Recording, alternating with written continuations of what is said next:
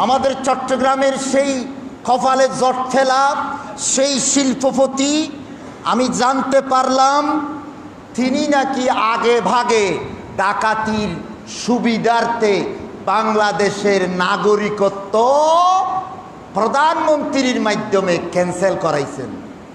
বলছে কি আমি আর এই দেশে থাকবো না। প্রধানমন্ত্রী থাকা অবস্থায় ইউনূস সরকারকে হুমকি দিয়েছে, বলছে আমার কলকারখানা যদি আপনি দখল করেন আমি আপনার বিরুদ্ধে আন্তর্জাতিক আদালতে মামলা করব, কারণ আমি এখন বাংলাদেশি নাগরিক নই। মায়ের জিয়াফত উপলক্ষে নাকি বলে গরু দিছে আবার এতিমখানায়। হাসবেন নাকি কাশবেন? হারাম মাল দিয়া মায়ের জন্য দান করা, এটা কি জনগণের সাথে উপহাস নয়? ইসলামের সাথে উপহাস নয়?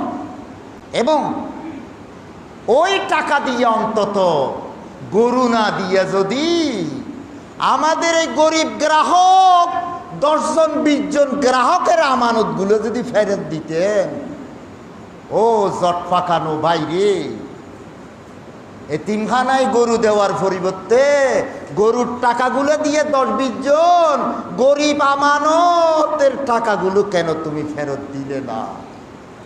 তোমার মা কবর থেকে অভিশাপ দিচ্ছে তোমারে, কারণ তুমি হারাম টাকা দিয়া তোমার মায়ের ইসালে সওয়াব করেছো।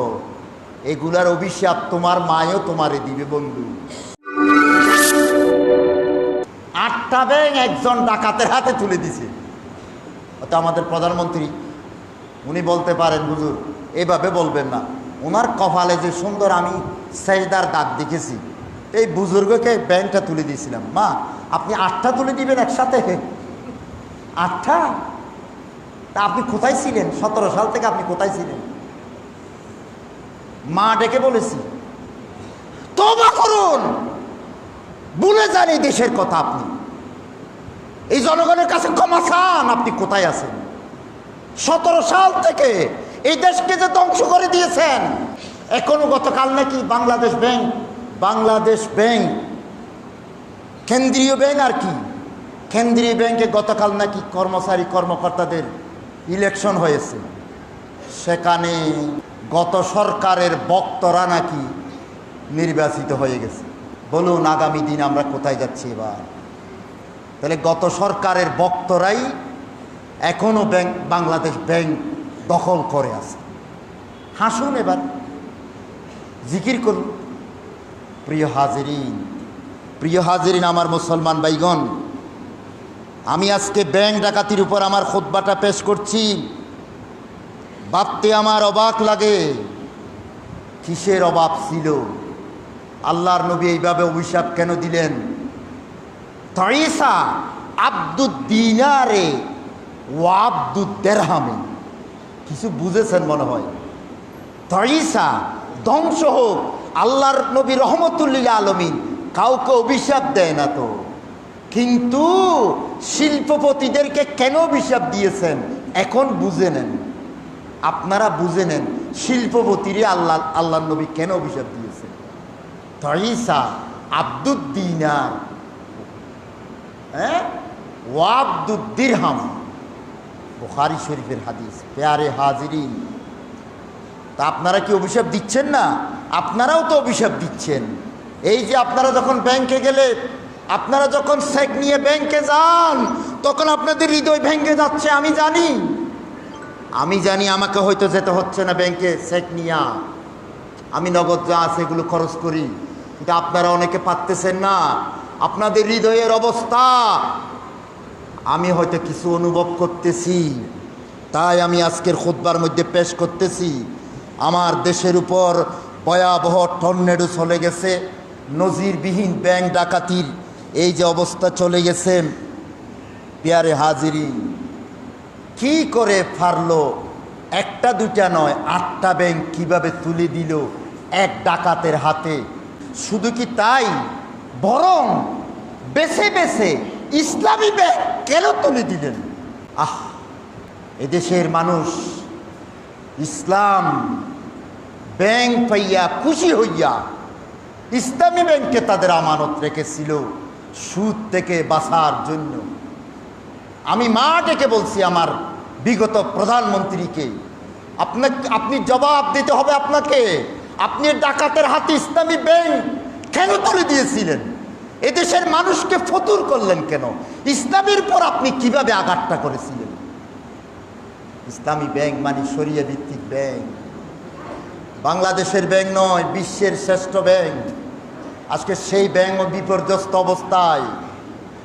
হ্যাঁ ভাইগণ, তাহলে এটাও কি ইসলামের বিরুদ্ধে শত্রুতা নয়? বরং আমাদের চট্টগ্রামের সেই কপালে জট ফেলা সেই শিল্পপতি, আমি জানতে পারলাম তিনি নাকি আগে ভাগে ডাকাতির সুবিধার্থে বাংলাদেশের নাগরিকত্ব প্রধানমন্ত্রীর মাধ্যমে ক্যান্সেল করাইছেন। বলছে কি, আমি আর এই দেশে থাকবো না। প্রধানমন্ত্রী থাকা অবস্থায় খবর রাখেন, কারণ আমাকে তো একদিন চলে যেতে হবে। ডাকাতি করিয়ে তো ফেট বড়াই ফেলছি, এদেশের মানুষ তো আমারে জাড়া মারবে, জোতা মারবে। প্রধানমন্ত্রী থাকা অবস্থায় নিজের নাগরিকত্ব বাংলাদেশ ক্যান্সেল করিয়া বিদেশি নাগরিক হইয়া গিয়েছিলেন। ভাই, কি করে সহ্য করবেন বলুন তো?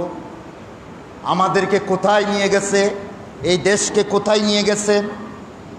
এবার সেই কপালে জট ফেলা শিল্পপতি গেল সপ্তাহে ইউনূস সরকারকে হুমকি দিয়েছে, বলছে আমার কলকারখানা যদি আপনি দখল করেন, আমি আপনার বিরুদ্ধে আন্তর্জাতিক আদালতে মামলা করব, কারণ আমি এখন বাংলাদেশি নাগরিক নই।